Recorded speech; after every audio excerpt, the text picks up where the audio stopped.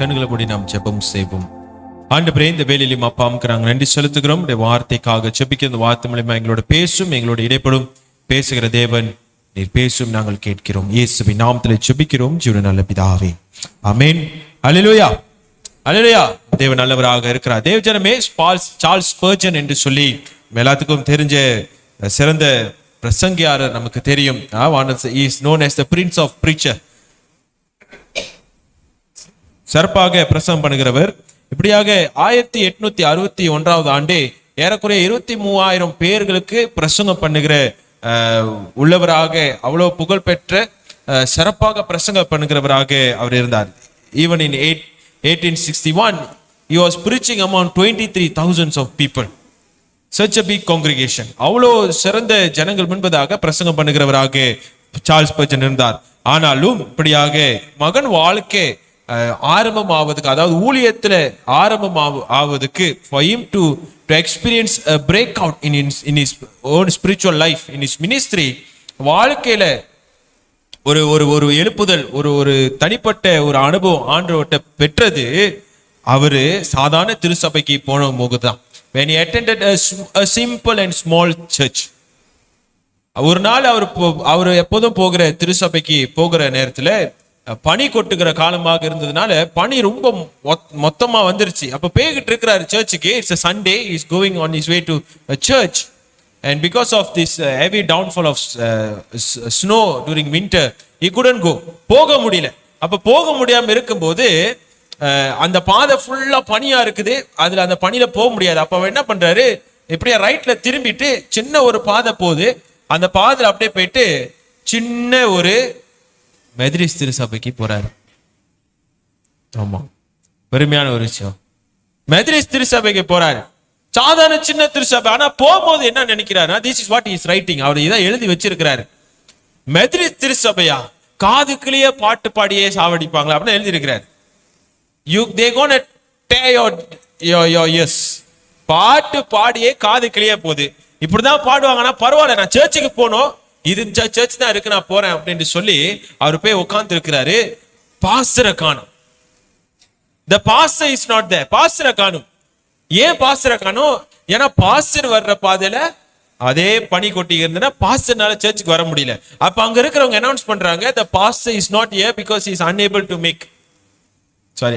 to come to attend the service.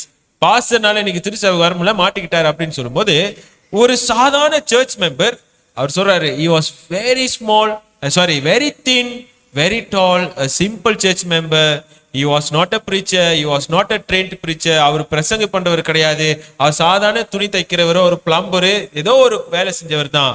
வந்து பிரசங்கம் பண்றாரா, அந்த பிரசங்கம் பண்ணும்போது இவர் வாழ்க்கை மாறுது. A simple service, a simple thing, but he experienced a breakout in his life. அப்ப breakout என்று சொல்லும்போது என்னது, இந்த ஒரு முட்டை இருக்கு, அது கோழின்னு வைத்துக்கொள்ளும், கோழி முட்டை இருக்குது.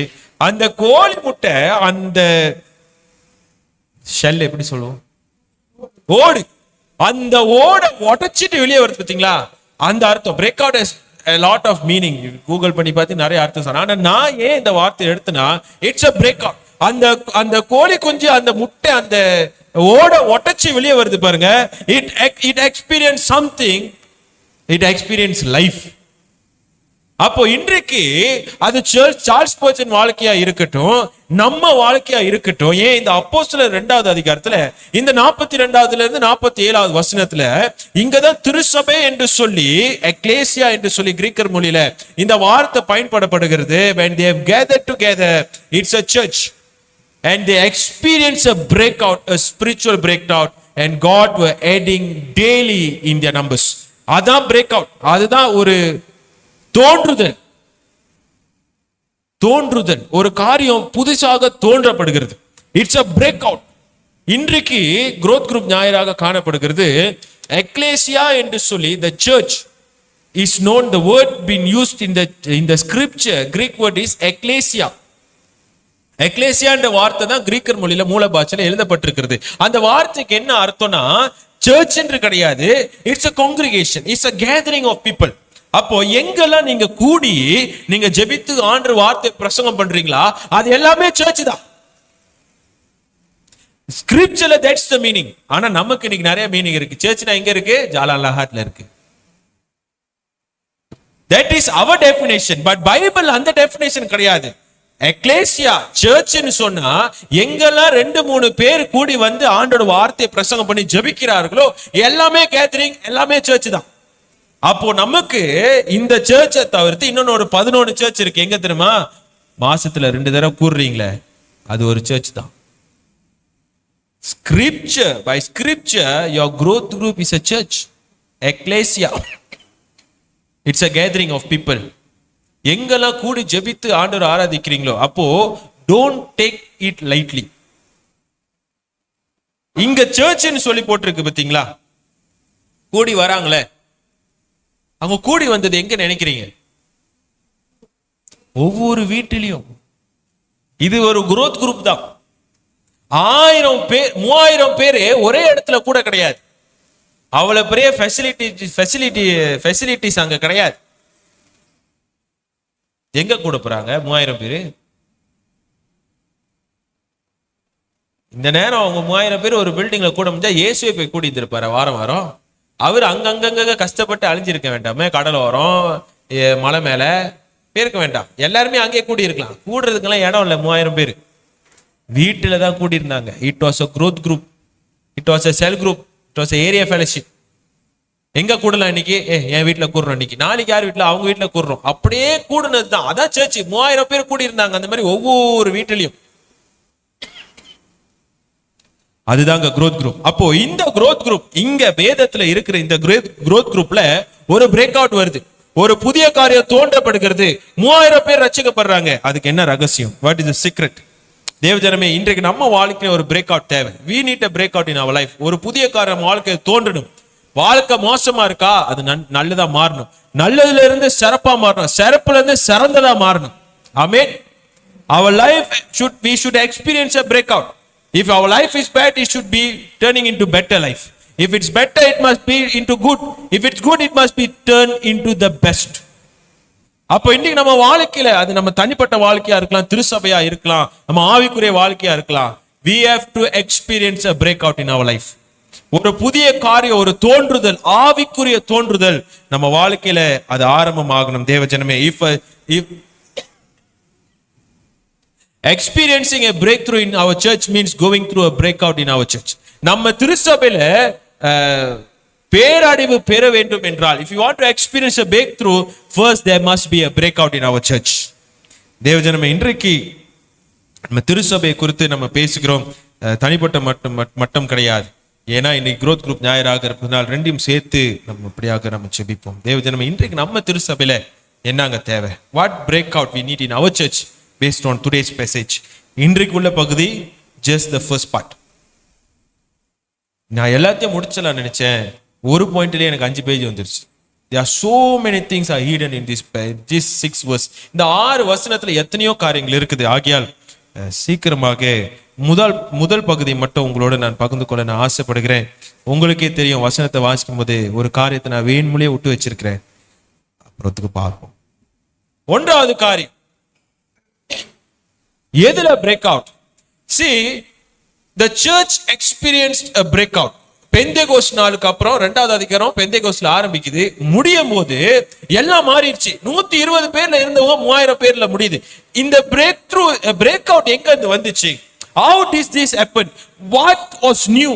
என்ன புதிதாக தோன்றப்பட்டது? என்ன நடந்தது அப்படின்னு சொல்லி பார்க்கும்போது முதல் காரியம், அவர்கள் எல்லாருமே they were devoted themselves. A breakthrough comes in the form of devotion. Devotion Tamil என்னது? அர்ப்பணிப்பா இல்லையே? ஞானம் மெடிடேட்டிங் பேரும். டிவோஷன் அர்ப்பணிப்பு. டிவோட்டட் அப்படின்னா persistently, continually ஆண்டவருக்கு அர்ப்பணிப்பை வைத்துக்கணும். அந்த அர்ப்பணிப்புல வருகிறது. It comes in the form of devotion. They devoted themselves. அதுதான் முதல் புதிய காரியம் தோன்றப்பட்டது. It was a breakout for them. வசனத்தை வாசிப்போம். 42. அவர்கள் அப்போஸ்தலருடைய உபதேசத்திலும் அந்நியோனியத்திலும் அப்பம் பிட்குதலிலும் ஜெபம் பண்ணுதலிலும் உறுதியாய் தரித்திருந்தார்கள். உறுதியாக தரித்திருந்தார்கள். They devoted themselves. தேவஜனமே, இதுதான் முதல் பிரேக் அவுட், இதுதான் முதல் காரியம். ஏன்னா அதுக்கு முன்னாடி 120 பேர் இயேசு சொல்றாரு எடுத்துக்கொள்ளப்படுகிறது முன்பதாக, you will be given a gift, just wait, காத்திருங்க, உங்களுக்கு ஆவியானவர் அபிஷேகம் பண்ணப்படுவார் அப்படின்னு சொல்லி அப்போஸ்தலர் 1ஆவது அதிகாரத்துல இயேசு சொல்லிட்டு போறாரு. அது சொல்லிட்டு போனதுக்கு அப்புறம் 120 பேர் காத்திருக்கிறார்கள். அப்ப 2ஆவது அதிகாரம் 1ஆவது வசனம் சொல்லுகிறது, அவர்கள் காத்திருக்கும் போது, அவர்கள் கூடி இருக்கும் போது, that was ecclesia because they were gathered there. அங்க கூடி இருக்கும் போது 120 பேர் கூடி இருக்கு. 2-3 பேர் கூடி இருந்தாலே சர்ச்னு சொன்னேன், ஆமா தானே? ஏன்னா பைபிள் சர்ச்சுக்கு அந்த வார்த்தை தான் பாய்க்குது, கேதரிங். அப்ப 120 பேர் மேலறையில காத்திருக்கும் போது, கூடி இருக்கும் போது, அதான் எக்லேசியா, சர்ச் கூடி இருக்கிறார்கள். கூடி இருக்கும் போது ஆவியானவர் வருகிறாரு, எல்லா அபிஷேகம் பெறுகிறார்கள், அந்நிய பாஷை பேசுறார்கள், நமக்கு எல்லாம் தெரிஞ்ச காரியங்கள் நடக்குது. ஒரு பிரேக் அவுட் அதுக்கப்புறம் எங்க வருது? அபிஷேகம் பட்டதுக்கு பிறகு எல்லாரும் கிளம்பிட்டு வீட்டுக்கு போல. After being filled with the Spirit, they didn't just okay fine, I have the Holy Spirit now, I can speak in tongues. Oh, நான் அந்நிய பாஷை பேசலாம், ஓகே நான் வீட்டுக்கு போறேன்னு போல. They devoted themselves. What makes the difference is what we do after being anointed by the Holy Spirit. ஆவியானவர்னால் தொடப்பட்டு அபிஷேகப்பட்டதுக்கு பிறகு என்ன செய்றோம்? திருசபையா நம்ம கூடி வந்திருக்கிற நம்ம சொல்லுகிறோம், நம்ம எல்லாம் அபிஷேகப்பட்டவர்கள் என்று சொல்லி. Oh, I have been anointed. Yes, you have been anointed, but what you do after that matters the most. அதுதான் பிரேக் அவுட், அதுதான் புதிய காரியம் தோன்றது. அபிஷேகப்பட்டன ஓகே, அபிஷேகப்பட்ட அப்படியே போடுறது தோன்றுதல் கிடையாது. அதுக்கப்புறம் செயற்படுகிற செயல் தான் முக்கியம். When they have been filled with the Spirit, now verse 42 says they devoted themselves. அர்ப்பணித்தோடு அவர்கள் காத்திருந்தார்கள். The breakout comes in their devotion. Devotion இந்த வார்த்தைக்கு என்ன அர்த்தம்? It's persevering, constantly being diligent. அதை விடாம தேடிக்கொண்டே இருக்கிற ஒரு அர்த்தத்தை அந்த வார்த்தை கொடுக்கிறது. தமிழ் என்ன போட்டுருந்துச்சு திரும்பி சொல்லுங்க? உறுதியாக தரித்திருந்தார்கள். அப்ப உறுதியா தரித்திருப்பது, நான் மறுபடியும் சொல்லுகிறேன், அன்னைக்கு எனக்கு கனவு நான் திரும்பி மறுபடியும் நான் ஞாபகப்பட்டுக்கிறேன். கனவுல சர்ச்சுக்கு வரும்போது ஆட்களை காணும், இன்னொரு சர்ச்சுக்கு போறோம், அங்கேயும் ஆட்களை காணும். அப்போ சர்ச்சுக்கு வருது, being devoted to attending the church doesn't mean anything if you are not growing in your spiritual life. ஒவ்வொரு ஞாயிற்றுக்கிழமையும் நான் விடாம சர்ச்சுக்கு வந்தேன்னு சொல்வது ஒன்னும் அர்த்தம் கிடையாது. There's no point in it if you are not growing in your spiritual life. ஆவிக்குரிய வாழ்க்கையில வளரலனா. ஏன்னா it doesn't talk about being anointed with the Holy Spirit and you are attending service. No, it is more than that. அதுக்கும் மேலே ரொம்ப முக்கியமான ஒரு காரியம். ஆகையால் சர்ச்ல இருக்கோமா இல்லையான்னு முக்கியம் கிடையாது, கிறிஸ்துக்குள்ளாக இருக்கிறோமா இல்லையான்னு தான் முக்கியம். ஆனா அதுக்குன்னு சர்ச்சுக்கு வர வேணான்னு நான் சொல்ல கிடையாது. நான் மறுபடியும் சொல்லுகிறேன், சர்ச்சுக்கு வந்துட்டு அதெல்லாம் போதும், நான் தான் சர்ச்சுக்கு வரேன்னு சொல்றது முக்கியம் கிடையாது. ஆவிக்குரிய வாழ்க்கையில வளரலனா, அப்ப ஆவிக்குரிய வாழ்க்கையில வளரணும்னா எங்க இருக்கணும்? சர்ச்சில் தான் இருக்கு. ஆனா எப்படி சர்ச்சில் வர்றது முக்கியம் இல்ல, ஆவிக்குரிய வாழ்க்கையில வரணும். ஆவிக்குரிய வாழ்க்கையில வரணும், சர்ச்சில் இருக்கணும். பசங்க என்ன சொல்றீங்க? அடுத்த 3 காரியம் வருது. அப்ப எதுல இவர்கள் தரித்திருந்தார்கள்? To what are they devoted to? அவர்கள் எதுல தரித்திருந்தாங்கன்னா, 1வது காரியம் வேர்ட் ஆஃப் காட், ஆண்டவர் வார்த்தையில காத்திருந்தார்கள். இங்கேயும் ஒரு முக்கியமான ஒரு வித்தியாசம் இருக்கு. we must not read it wrongly. வாசிங்க 42வது வசனத்தை. அவர்கள் அப்போஸ்தலருடைய உபதேசத்திலும், அவர்கள் அப்போஸ்தலர்களோட உபதேசத்திலும், நடுவில் இருக்கதான் விட்டுட்டு கடைசிக்கு போங்க, என்ன பண்ணாங்களா? உறுதியாக தரித்திருந்தார்கள். அப்போ ஆண்டவர் வார்த்தையை கேட்டு ரட்சிக்கப்பட்ட 3000 பேரும் ஆண்டவர் வார்த்தையை கேட்டு அப்போஸ்தலர்களோட போதனைகளை கேட்டு அதிலேயே அவர்கள் தரித்திருந்தார்கள். That is the first thing. இப்ப கேள்வி என்னன்னா, அப்போஸ்தலர்களோட போதகம்னா என்னது? What is the apostles teaching? என்னது? அப்போஸ்தலர்கள் என்னத்தை போதித்தார்கள்? இததான் போதித்தார்கள். போதித்ததை தான் நமக்கு எழுதி வச்சிருக்கிறாங்க. இதை தான் போதித்தார்கள். they preached on this. அவர்களுக்கு எழுதப்பட்டது கிடையாது, கேட்டதுதான். நமக்கு எழுதப்பட்டிருக்கிறது. that's the only different. we have in the written form, but they had it in the audio form. கேட்டுட்டு அதுல தரித்திருந்தார்கள். அப்போ இன்றைக்கு நம்ம வாழ்க்கையில பிரேக் அவுட் வரணும்னா முதல் காரியம் என்ன பிரேக் அவுட் தெரியுமா? ஆண்டோட வார்த்தைய வாசிக்கிறது மட்டும் கிடையாது, வாசித்துட்டு செயல்படுதல உறுதியாக தரித்திருக்கணும். It is not just reading but leading your life according to the word of God. ஆமென். அப்போ ஆண்டோட வார்த்தையை கேட்க நம்ம எல்லாருமே வாசிக்கிறோம். we all know scripture. நம்ம எல்லாருமே வசனத்தை வாசிக்கிறோம். வசனத்தை வாசிக்கிறது முக்கியம் இல்ல, வசனத்தை வாசித்துட்டு அது போல நடக்கணும். ஏன்னா அந்த வசனம் 42 நீங்க வாசிக்கும் போது கவனமா பாருங்க. they devoted themselves to the apostles teaching. they did not devote themselves to the reading of the word alone. they are holding on or devoting themselves to the teaching. போதனைக்கு அவர்கள் தமிழ் என்ன பண்ணுச்சு? டிவோட்டட், உறுதியாக தரித்து. என்னத்துக்கு? போதனைக்கு. அப்பனா அவங்க ஒவ்வொரு நாளும் வந்து சர்ச்சில் பைபிளை வாசிக்கிறது அந்த அர்த்தம் கிடையாது. that is not the meaning. அப்பனா இது என்ன அர்த்தத்தை குறிக்குதுன்னா, கேட்ட வசனத்தை இவர்கள் கூடி வந்து அதை செயல்பட்டு கொண்டிருந்தார்கள். they were not just hearing, but they were listening and they were leading their life according to the word of God. And they devoted themselves to that life. அந்த வாழ்க்கைக்கு அவர்கள் அர்ப்பணித்தார்கள். Not to the reading but to the leading of it. இன்னைக்கு நம்ம நிறைய பேர் என்ன பண்றோம்? வசனத்தை வாசிக்கிறோம், ஆனா வசனத்தின் போல வாழ்க்கையை நடத்துறோமா? அதுதான் கேள்வி. that is the first breakout that we need in our personal life. not reading but leading your life.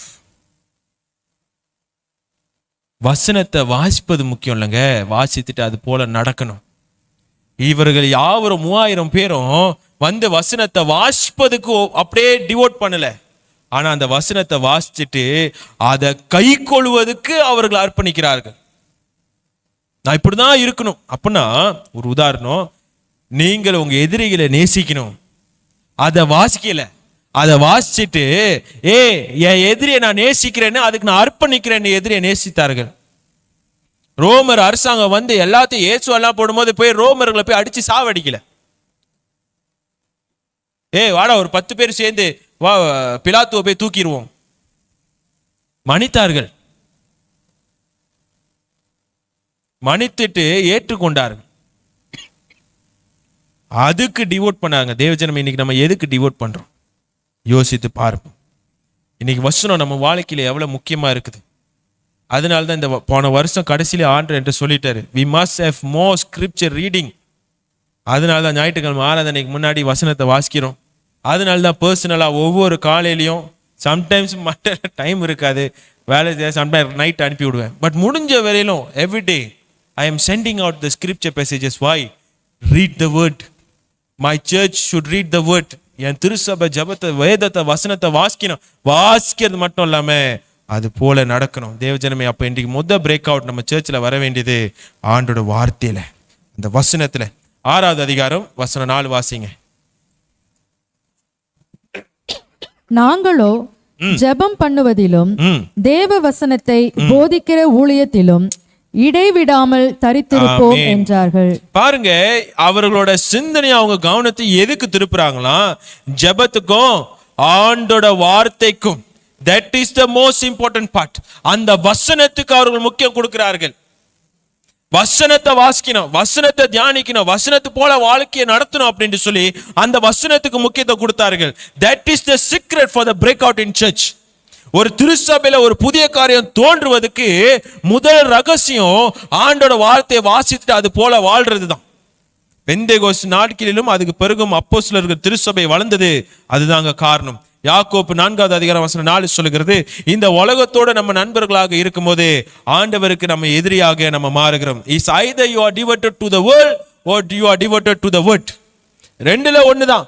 வசனத்துக்கு நம்ம நண்பர்களாக, ஆண்டவர்ட்ட நண்பர்களாக நம்ம இருக்கணும் என்றால் உலகத்தோட நண்பனா இருக்க முடியாது. அப்போ நம்ம செய்ய வேண்டியது, யோசிக்க வேண்டியது ஒண்ணுதான். To what are we going to devote ourselves? To the world or to the word?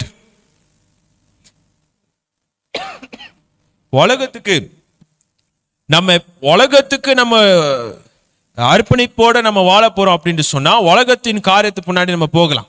உலகத்தின் ஆசைகள், உலகத்தின் கொடுக்கிற ஐஸ்வர்யத்துக்கும் ஆசீர்வாதத்துக்கும் நம்ம போகலாம். ஆனா இல்ல, ஆண்டவர் வார்த்தைக்கு தான் நான் இருப்பேன் என்று சொன்னா அந்த வார்த்தைக்கு அர்ப்பணித்து வாசிக்கிறது மட்டும் இல்லாம நம்ம வாழ்க்கை அது போல நடத்துவது தான் புதிய காரியம் தோன்றப்பட்டது அப்போஸ்தலர் திருச்சபையில. தேவஜனம், இன்றைக்கு இந்த growth group சண்டேயும் நம்ம பார்க்கிறோம். எத்தனை பேர் போகிறோம்? 120 இருக்குது, திடீர் 180க்கு போகுது. அந்த 60 பேர் எக்ஸ்ட்ரா எங்க இருந்து வந்திருப்பாங்கன்னு நினைக்கிறீங்க? ஒண்ணு, உண்மையாவே அந்த நாள் ஏதாச்சும் வேலை இருந்திருக்கும், போக முடியாது. இல்லாட்டினா அந்த குரூப்ல ஒரு பர்த்டேயா இருந்திருக்கும், ஸ்பெஷல் இவெண்டா இருந்திருக்கும், எக்ஸ்ட்ரா ஆள் போயிருப்பாங்க. ஆமா தானே?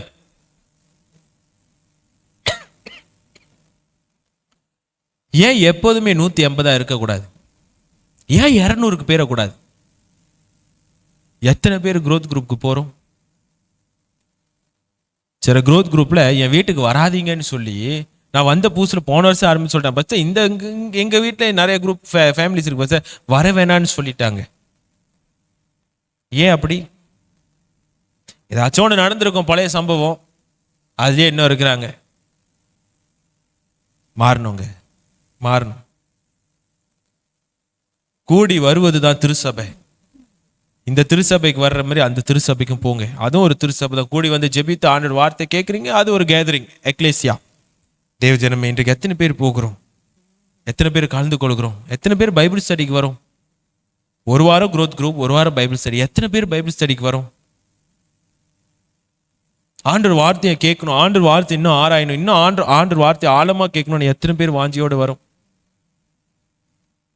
பைபிள் ஸ்டடியும் ஒரு சர்ச் தான். It's a gathering of people.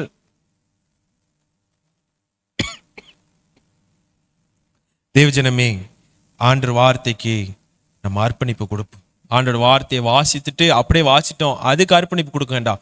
வாசித்துட்டு அது போல நம் கேட்கிறவர்களாக நடக்கிறவர்களாக இருப்போம். அது முதல் காரியம். we need to break out in leading our life according to God's word. இரண்டாவது வாசிங்க 42வது வசனத்தை. அவர்கள் அப்போஸ்தலருடைய உபதேசத்துக்கும் அந்யோன்யத்திலும் என்னது?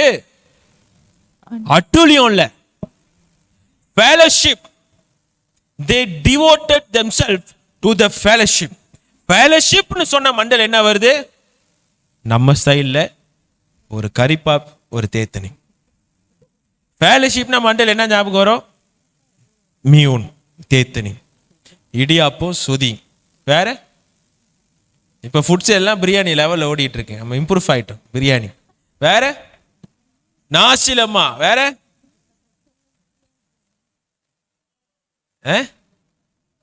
கொக்கோயா.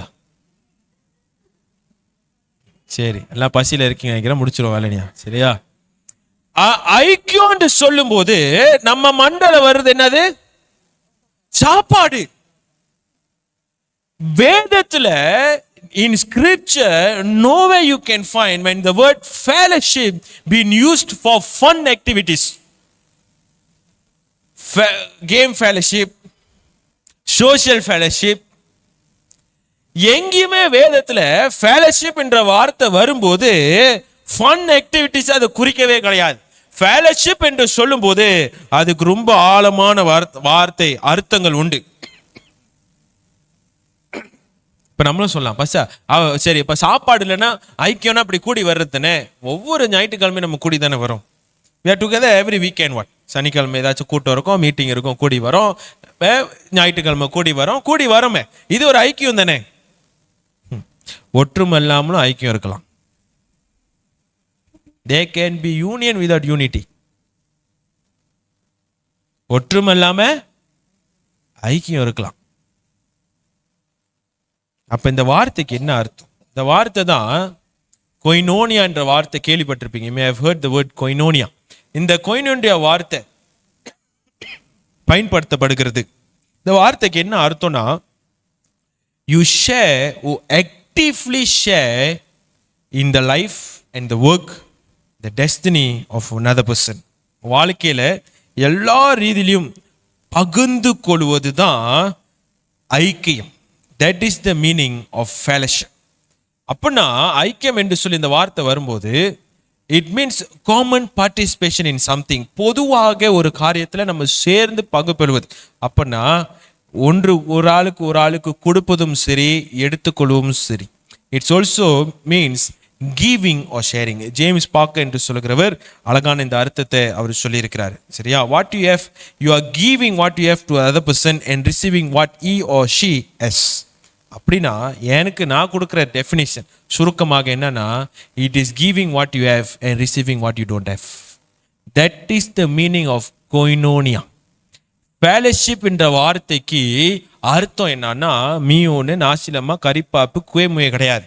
ஐக்கியம் என்று சொல்லி வேதத்துல வரும்போது, இந்த கொய்னோண்டு என்ற வார்த்தை வரும்போது, எனக்கு இல்லாத ஒன்றை கொடுக்கறதும், என்கிட்ட இல்லாத ஒன்றை கொடுக்க முடியாது, என்கிட்ட இருக்கிறத ஒன்றை கொடுப்பதும், என்கிட்ட இல்லாத உன்கிட்ட இருந்து பெற்றுக்கொள்வது தான். சுருக்கமா அறிந்து கொள்ளணும்னா சிஸ்டம் பாத்தர், அதுதான் ஃபெலோஷிப். பட் ஆஃப்கோர்ஸ் சிஸ்டம் பாத் வந்து பிசினஸ்க்கு பாய்ப்பாங்க. ஆனா இது வந்து ஐக்கியத்துக்குள்ளாக வருவது, அதுதான் ரொம்ப முக்கியம். அதுதான் ஃபெலோஷிப். சரி, இதுக்கு பைபிள்ல அர்த்தம் இருக்குதா? பைபிள்ல இதுக்கு எக்ஸ்பிளனேஷன் இருக்குதா? இருக்குது. It is more then just public or casual fellowship. கூடி ஒன்றா வருவதை பார்க்கலாம். இது முக்கியமான ஒரு காரியம். இவர்கள் திருச்சபையில வந்து பொதுவாக இருக்கிறத ஒருவருக்கு கொடுத்து கொண்டு மாற்றி கொண்டிருந்தார்கள். எனக்கு இல்லாத நான் ஓன்ட்ட கொடுக்க, ஓன்ட்ட இருக்கிறது என்கிட்ட நான் கொடுப்பதும். அதுதான் இயேசு ஆவியானவர் வரும்போது எல்லாத்துக்கும் வித்தியாசமான தாளந்தை கொடுத்துருக்காரு. ஏன்? ஓன்ட்ட இல்லாத தாளந்து மற்றவங்கிட்ட இருக்கோ, மற்றவங்கிட்ட ஓன்ட்ட இருக்கோ சேர்ந்து இருப்பதுக்காக தான். அப்படிதான் ஆவியின் வரங்களும் கொடுக்கப்படுகிறது. அப்ப திருச்சபையில் ஐக்கியத்துக்குள்ளாக வரும்போது, எனக்கு குறைவா இருக்கிறத நீ பூர்த்திப்படுத்துவ, உனக்கு குறைவா இருக்கிறத நான் பூர்த்திப்படுத்துவேன். அதுதான் ஃபெலோஷிப், அதுதான் ஐக்கியம். ஆமீன். அப்போ ஐக்கியம்னு சொல்லும் போது அடுத்தது மண்டல கரிப்பாப்பு வரக்கூடாது, மீயோன் வரக்கூடாது, நாசிலம்மா வரக்கூடாது. மண்டல வர வேண்டியது ஐக்கியம்னு சொல்லும் போது, எனக்கு இது குறைவா இருக்குது, அது நீ எனக்கு தா, உனக்கு இது குறைவா இருக்குது, அது நான் தரேன். அதுதான் ஐக்கியம். இது வேதத்துல எங்க இருக்குது? அப்போஸ்தலர் 4:32 வாசிங்க. 2வது அதிகாரம், பெந்தேகோஸ்து நாளுக்கு அப்புறம் 3000 பேர் ரட்சிக்கப்பட்டார்கள். 4வது அதிகாரம் 4வது வசனம் நினைக்கிறேன், 5வது வசனம், 5000 பேர் ரட்சிக்கப்படுகிறார்கள். அந்த பகுதியில தான் 32வது வசனம் வருது. வாசிங்க. விசுவாசிகளாகிய திரளான கூட்டத்தார் ஒரே இருதயத்தோடும் ஒரே மனமும் உள்ளவர்களாய் இருந்தார்கள். ஒருவனாகிலும் தனக்குள்ளவைகளில் ஒன்றையும் தன்னுடையதென்று சொல்லவில்லை. ஒருவனும் இது என்னோடன்னு எனக்கு தான் சொன்னதே கிடையாது. என்னத்த? நிலத்தை. ஆனா இன்னைக்கு சர்ச்சில் எதெல்லாம் என்னோடன்னு சண்டை போட்டு எடுத்துக்கிறோம். இந்த பதிவு என்னோட, இந்த ஊழியம் என்னோட, இது என்னோட, நீ வராத, இந்த நாக்காளி என்னோட, இந்த ஃபியூஸ் என்னோட. அதுக்கெல்லாம் சண்டை போட்டுட்டு இருக்கோம் சர்ச்சில். சில நேரத்தில் இவர்களை சொத்து பணம் இத யாருக்கும் யாரோட சொந்தம் இல்லைன்னு சொல்லி என்ன பண்ணாங்க? வாசிங்க. சகலமும் அவர்களுக்கு பொதுவாய் இருந்தது. சகலமும் அவர்களுக்கு பொதுவானதாக இருந்தது. That is the definition of fellowship. அதுதான் ஐக்கியம். 34வது வசனத்தை வாசிங்க. அப்படி இருக்கும்போது திருச்சபை எப்படி இருந்ததா? 34 வாசிங்க. நிலங்களையும் வீடுகளையும் உடையவர்கள், வீடு வசதி உள்ளவர்கள் அவைகளை விற்று எல்லாத்தையும் வித்துட்டு விற்கப்பட்டவைகளின் கிரயத்தை கொண்டு வந்து அப்போஸ்தலருடைய பாதத்திலே வைத்தார்கள். அவனவனுக்கு தேவையானதற்கு தக்கதாய் அவர்களுக்கு தேவையானது தக்கதாய் பகிர்ந்து கொடுக்கப்பட்டது. அவர்களும் ஒருவனுக்கும் ஒன்றும் குறைந்து போக கிடையாது. 5000 பேருக்கும் யாருக்கும் ஒன்னும் குறைந்து போகாம இருந்துச்சு. அதுதான் ஐக்கியம். That is fellowship. ஏன் இது காரியம் நடந்ததுன்னா, ஏன்னா 32வது வசனம் ஆரம்பத்தே சொல்லுது, இவர்கள் ஒரே மனதோடு ஒரே இருதயத்தோடு இருந்தார்கள். They were so united that 5,000 of them, none of them have anything missing in their life. That is the definition of fellowship. Giving and taking. இன்னைக்கு நம்ம give and take எப்ப சொல்லுவோம்? You give respect, you take respect. அப்பதான் நம்ம சொல்லுவோம் give and take. Give and take is the meaning of fellowship. விட்டு கொடுத்து போனோம் சில நேரத்தில் அப்படின்னு சொல்றாங்களே, அதுதாங்க பைபிள்ல இருக்கிற உண்மையான அர்த்தம், ஐக்கியம். 5000 பேருக்கும் ஒரு ஆளுக்கும் ஒன்றும் குறைந்து போக கிடையாது. ஏன் தெரியுமா? ஒன்றும் இது என்னோடன்னு சொன்னது கிடையாது. அதனால போயிட்டு உங்க நிலத்தெல்லாம் வித்துட்டு சேர்ச்சு கொடுங்க, அந்த அர்த்தம் கிடையாது. ஆனா இன்னைக்கு சர்ச்சில் எத்தனை பேர் தேவை உள்ள இருக்கிறார்கள்? தேவைன்னு சொல்லும்போது பணம் தேவை கிடையாது. அது எப்போதான் எல்லாத்துக்கும் இருக்கும். என்னதான் பணக்காரன் இருந்தாலும் அவனுக்கு இன்னும் பண ஆசை இருக்க தான் செய்யும், இல்லை பண தேவை இருக்க தான் செய்யும். அது அந்த மேட்ரு கிடையாது. எத்தனை மற்ற தேவைகள் உள்ளவர்கள் நம்ம திருச்சபையில் இருக்கிறாங்க யோசிச்சு பாருங்க. எத்தனை பேர் ஜெபத்துக்கு தேவை உள்ளவர்கள் இருக்கிறார்கள் யோசிச்சு பாருங்க. எத்தனை பேர் யாருமே பேசி என்னை பார்த்து பேசுவாங்களா இல்லாம எத்தனை பேர் வந்து சர்ச்சில் உட்காந்துட்டு போயிருக்கிறாங்க, என்னை யாருமே ஒரு வார்த்தை கேட்கலன்னு கேட்டிருக்கிறோமா? ஆனா நம்மள ஒரு ஆள் கேட்கலன்னு சொல்லிட்டு நம்ம பிரச்சனை பண்ணுவோம். என்னை யாருமே விசாரிக்கலன்னு சொல்லி நம்ம கேட்போம். ஆனா சர்ச்சில் எத்தனை பேர் உட்கார்ந்துட்டு இடம் தெரியாம போயிருக்கிறாங்க? சர்ச்சில் யாராச்சும் விசாரிச்சிருக்கிறோமா? எத்தனை பேர் மற்ற எத்தனையோ தேவைகளை கடந்து போறாங்க. எத்தனை பேர் வயதானவங்க வீட்டில் ஒண்டியா இருக்கிறாங்க, போய் சந்திக்கிறோமா? யோசித்து பாருங்க. But if you know what is the real meaning of fellowship, it's not what we gonna have after service today. It is how we gonna live your life with one another. That is fellowship. அந்த break out நம்ம சர்ச்சுக்கு வேண்டும். That is the breakout that we need in our church. Caring for one another, meeting the need of one another. Hey, don't worry, I'm praying for you. நான் உனக்காக ஜெபிக்கிறேன், பயப்படாத, கவலைப்படாத, நேரத்தை கொடுத்து நேரத்தை செலவு பண்ணி ஜெபிக்கிறது, அந்த பிரேக் அவுட் நம்ம சர்ச்சில் வேணும். செய்வோம். யாருக்கு செய்வோம்? நம்ம கேங்ல இருக்கிறவங்களுக்கு செய்வோம். நம்ம எல்லாருமே ஒரே கேங் தான். எல்லாருக்கும் செய்யணும். அந்த பிரேக் அவுட் நமக்கு தேவை. கடைசி ஒண்ணு சொல்லி முடிச்சிடறேன், மற்றதை நீங்க பாயிண்ட்ல நீங்க பார்த்துக்கோங்க. 3வது, அடுத்தது 42 வாசிங்க. அவர்கள் அப்போஸ்தலருடைய உபதேசத்திலும் அந்நியோனியத்திலும் அற்பம் பிட்குதலிலும் ஜெபம் பண்ணுவதிலும் அவர்கள் தரித்திருந்தார்கள், உறுதியாக தரித்திருந்தார்கள். Prayer is very important. Okay, I'm just going to summarize my point. நேரமாகுது, ஸ்லைட்ல மத்த நீங்க படிச்சுக்கோங்க. ஜெபத்துல அவர்கள் தரித்திருந்தார்கள். இன்னைக்கு திருச்சபையாக வந்து ஜெபிப்பது ரொம்ப அவசியம். As a church we have to come together for prayer. That is very important. அது ரொம்ப முக்கியம். தனிப்பட்ட முறையில் ஜெபிக்கும் போது உங்க தனிப்பட்ட வாழ்க்கை ஆசீர்வதிக்கப்படும். குடும்பமாக நீங்க ஜெபிக்கும் போது உங்க குடும்பம் ஆசீர்வதிக்கப்படும். ஆனா திருச்சபையா வந்து ஜெபிக்கும் போது திருச்சபை ஆசீர்வதிக்கப்படும். ஆமென். எப்ப திருச்சபைக்காக வந்து ஜெபிச்சோம்? இப்ப சொல்லுங்க. எப்ப திருச்சபையில வந்து திருச்சபைக்காக ஜெபிச்சோம் கடைசியா? அந்த எக்ஸ்டெண்டட் பிரேயர் எத்தனை பேர்? 20 பேர். 500 பேர் இருக்கிற மெம்பர்ஷிப் உள்ள சர்ச்சில் 20 பேர், இட்ஸ் நாட் ஈவன் 10%. அப்ப ஜெபத்துக்குன்னு வரும்போது எத்தனை பேர் வந்து ஜெபிக்கிறோம்? ஆனா நம்ம பிரச்சனைனா சொல்றோம், சர்ச்சில் இந்த பிரச்சனை, சர்ச்சில் இந்த பிரச்சனை, சர்ச்சில் இது நடக்குது, சர்ச்சில் அது நடக்குது, சர்ச்சில் இது சரியில்லை, அது சரியில்லைன்னு. ஆனா சரியா இருக்கிற வேண்டிய ஜெபம் சரியா இருக்குதா? நீங்கெல்லாம் என்கிட்ட வந்து கம்ப்ளைண்ட் பண்ணுங்க, நான் போய் யார்கிட்ட கம்ப்ளைண்ட் பண்ணுவேன்? Am I not asking a valid question? உங்களுக்கு ஏதாச்சும் சர்ச்சில் பஸ் இது சரியில்லை, இது பண்ணிட்டாங்க, பஸ் இது பண்ணிட்டாங்க, எக்ஸ்டெண்டட் பிரேயர் சர்ச்சு முடிஞ்சு ஃப்ரைடே சேஸ்க்கு அப்புறம் சாட்டர்டே லீவ் இருக்கிறவங்க சிறங்க வேலை செய்றீங்க, ஓகே, அது பிளாக்கான் சரிதா. வேலை செய்யாதவங்க கொஞ்ச நேரம் வந்து ஜெபிச்சுட்டு போலாமே. இது எனக்கு வேதனையா இருந்துச்சு. 20 பேர் தான் வந்தாங்க. இப்போ நான் போய் யார்கிட்ட கம்ப்ளைண்ட் பண்ணுவேன்? டிஎஸ் கால் பண்ணுவா? பிரசிடென்ட் கால் பண்ணுவா? பிஷப்புக்கு கால் பண்ணுவா? உங்ககிட்ட தான் சொல்ல முடியும். அதான் சொல்லிட்டு இருக்கேன். நம்ம தான் ஜெபிக்கணும். திருச்சபையில பிரச்சனை இருக்கிறது சொல்றது நிப்பாட்டிட்டு, திருச்சபையில பிரச்சனை இருக்குது ஆனா நான் ஜெபிப்பேன்னு சொல்ல ஆரம்பிச்சீங்கன்னா, நீங்க பாக்குற அந்த பிரச்சனை தானாலே ஆண்டவர் மாத்திருவாரு. ஜெபிக்கும் போது திருச்சபையில ஆவிக்குரிய போராட்டங்கள் நடைபெற ஆரம்பிக்கும். You have to think about the spiritual realm. What are we fighting is not flesh and blood, it's spiritual. அப்போ திருச்சபைன்னு வரும்போது திருச்சபையை சுத்தி, அதான் நம்ம புந்தவங்கள நம்ம சொல்ல வேண்டாம், சுத்தி நிறைய காரியங்கள் நடந்து கொண்டு இருக்குது. அப்போ அப்படி நடந்து கொண்டு இருக்கும்போது ஆவிக்குரிய மண்டலங்களை பிசாசானவன் கிரியை செஞ்சிட்டு இருக்கிறான். அப்ப நம்ம கூடி திருச்சபையை நம்ம ஜெபிக்கும் போது அங்க ஒரு பிரேக் அவுட் வரும். எப்படி அந்த முட்டை அந்த ஓடு உடைஞ்சு அந்த கோழி வெளியே வருதோ அந்த மாதிரிதான் நம்மளை சுத்தி நிறைய ஸ்பிரிச்சுவல் ரேம்ல ஒரு பிசாசான மூடி வச்சிருப்பான். ஆனா ஜெபிக்கும் போது அதெல்லாம் உடைய ஆரம்பிக்கும்.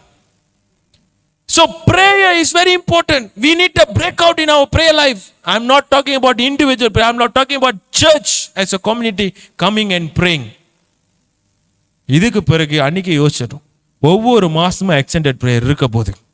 Those who want to say we want to see change in our church, you come and pray, you will see the changes. அப்போஸ்தலர் 1:14 சொல்லுகிறது, பெந்தேகோஸ்து நாளுக்கு முன்பதாகவே 120 பேர் கான்ஸ்டன்ட்லி இன் பிரேயர் கூடி ஜெபித்து கொண்டிருந்தார்கள். அந்த ஜெபம் மாற்றத்தை கொண்டு வந்தது. That prayer changed everything. So people, we need prayer in our church. We need to come together for prayer. திருச்சபையாக நம்ம ஜெபிப்பது ரொம்ப ரொம்ப அவசியம். தேவஜனமே, திருச்சபையாக ஜெபிப்போம். Let's come together and pray as a church. We're going to organize more extended prayer and all night prayers. Please come and join. ஜெபிப்போம். ஜெபிக்கும் போது குடும்பங்கள் ஆசீர்வதிக்கப்படும். ஜெபிக்கும் போது ஆண்டவர் பெரிய காரியங்கள் செய்வார். ஆகையால் முதல் காரியம், what was the breakout? The breakout comes in the form of devotion, and they devoted in 3 things. Number 1, not just reading but leading their life according to the word of God.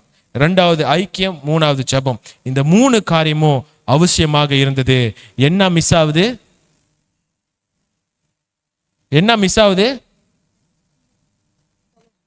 இல்ல வசனத்துல என்ன miss ஆகுது? என்ன பார்த்துட்டு இருக்கீங்க? வசனத்துல ஒண்ணு miss ஆகுது. அங்க 4 இருக்கு, நான் 3 தான் பேசினேன்.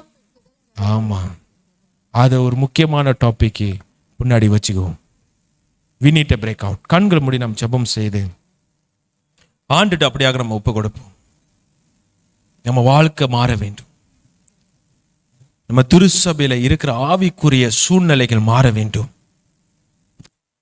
புதிய காரியங்கள் தோன்ற வேண்டும். We need a breakout. புதிய காரியங்கள் தோன்ற வேண்டும் நம்ம திருச்சபையில. ஆண்டவரே ராஜா, அந்த வேளையிலும் கேட்ட வசனத்தின் போல வசனத்தை வாசிக்கிறவர்களா மட்டும் இல்லாமல் ஆண்டவரே, அந்த வசனத்தின் போல வாழ்கிறவர்களாக நாங்கள் இருக்க எங்களுக்கு நீ கிருபை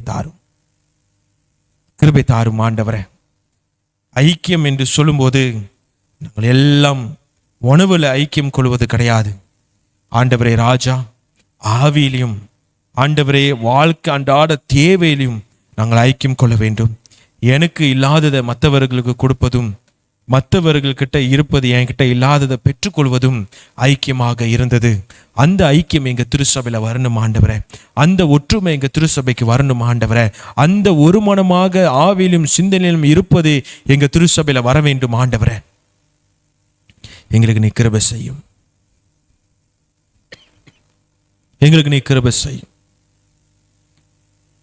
அந்த ஜெபம் எங்க திருச்சபையில பிறக வேண்டும் ஆண்டவரே. இந்த ஜெப வாழ்க்கை எங்க திருச்சபையில பிறக வேண்டும். கிருபை செய்யும் ஆண்டவரே. ஆண்டவரே ராஜா, அடுத்த கனவோ அடுத்த தரிசனம் எங்களுக்கு வருவது திருச்சபை நிரம்பி இருக்கிற தரிசனத்தை எங்களுக்கு தாரும். ஆவிக்குரிய மாற்றத்தை நாங்கள் பார்க்கணும் ஆண்டவரே. அந்த மாற்றத்தை எங்க வாழ்க்கையில கொண்டு வரும் ஆண்டவரே ராஜா. உங்களுடைய கருத்துல நாங்கள் ஒப்பு கொடுக்கிறோம். இந்த வார்த்தைக்காக நன்றி. நீர் பேசும் நாங்கள் கேட்கிறோம் ஆண்டவரே. இயேசுவின் நாமத்திலே ஜெபிக்கிறோம் ஜீவன் நல்ல பிதாவே. ஆமென்.